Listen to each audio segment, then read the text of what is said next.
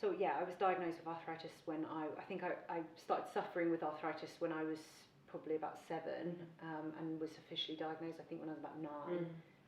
But I remember being age 6 or 7 and going up to my dad and being like, I've got arthritis. And he was like, no, you haven't. Arthritis is an old person disease. Your grandma doesn't even have arthritis. You don't have arthritis. And I was like, no, I've got arthritis in my wrist. And I was absolutely adamant that I did.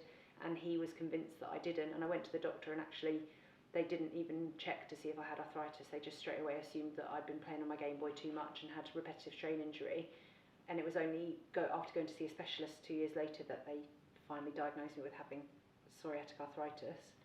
And I think at the time, it was very much a case of, oh, Pam's wrist is a bit sore and she can't really do handstands very well. And that was it. And the whole family was just like, okay, move on. Pam's wrist gets a bit sore and it's a bit puffy in the mornings and stuff. And other than that, nothing else really got done about it. And that's not saying that we were nonchalant about it, but I don't think that we ever considered it to be something that was going to hold me back. And I don't know whether or not that was just because we're very much a make do and mend kind of family where we just get on with things and we don't let things get in our way and slow us down. And also I was a really roughy tufty tomboy kind of child, so if my hand couldn't do this, I would just make it do this instead, and so I would do handstands like that instead of like with 2 hands like this, which I can't do. And so I don't really ever remember you having arthritis. Obviously I remember that you had a sore wrist because I remember we used to lie in bed together at night and I would rub your wrist and do like that funny thing with it and it would be really sore, but it never ever crossed my mind that you had a disability though. Never. No, it's interesting you say that because I remember going swimming with the girls and quite often Pam would get out of the swimming pool, but rather than get out of the swimming pool and put her hands on the side and hoy herself up, she would get out of the swimming pool and kind of put her elbows on and hoy herself up in a very strange way. But I just thought, oh well, her wrist's probably just a bit sore. But, you know, she's managed to compensate by doing things in a different way. I think the other thing was funny little things like buttons on shirts where she didn't have any ability to pronate her wrist around. She'd quite often get ready for school and then just say, oh, can you just do my buttons up? So, you know, she was taller than me at that stage and I'd be doing up her buttons and thinking, okay, well, I'm sure that we'll sort this out somehow or other. But we didn't really make a big deal of it, really. It was just kind of what you had. I think it wasn't until I was about, so I would never took any medication for my condition until I was 14 or 15. And it was only then that I started taking medication for it that I think it became a condition, because before that it was just, I've got a gammy wrist, and that genuinely was the long and short of it. And then after I having to start taking medication, and the medication has an impact on your life, you know, you have to take it every day, and I think it was only after that that we started considering it as a condition as opposed to just, you know, a thing. Yeah.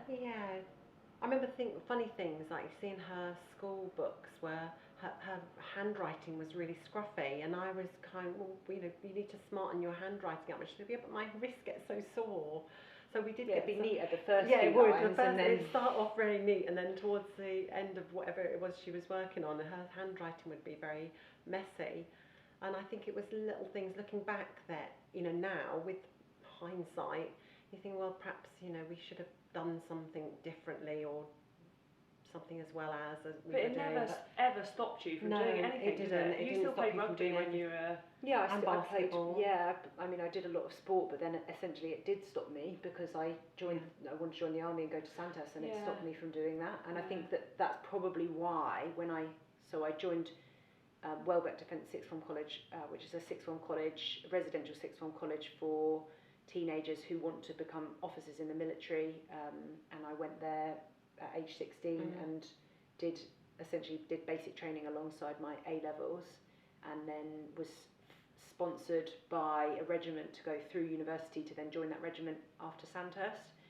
And when I did get medically discharged, I was in my 3rd year of uni, so I was about age 20, 21, and I think that hit me so hard because I'd never considered myself to have a disability, and I was absolutely convinced until my very, very last medical appointment that they'd got it wrong, they were just overreacting. They weren't looking at me as an individual, they were just looking at my notes, and I was absolutely convinced until one day, this was my last chance saloon medical appointment, the doctor just said, you need to look for another career, and it hit me like a ton of bricks, because I just had no inclination that this was something that would hold me back.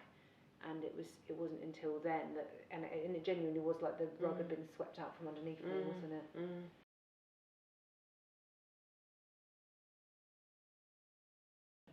Yeah, I would definitely say that being a full-time athlete is probably one of the best jobs I can do in terms of what's best for my condition, because training full-time limits your immune system, and my condition is essentially an overactive immune system, in that my body's attacking itself when it doesn't need to, and so the more I can dampen down the effects of my immune system, the better.